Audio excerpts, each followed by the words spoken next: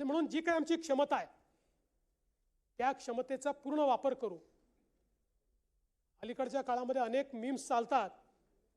आमचं सरकार ज्यावेळेस तयार होत होतं त्यावेळी एक व्हिडिओ आला होता.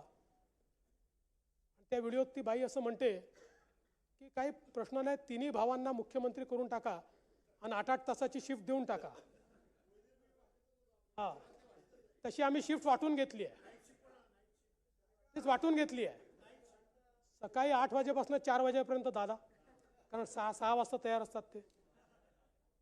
4 वाजेपासून 12 वाजेपर्यंत मी, आणि 12 ते 8 कोण राहू शकतं?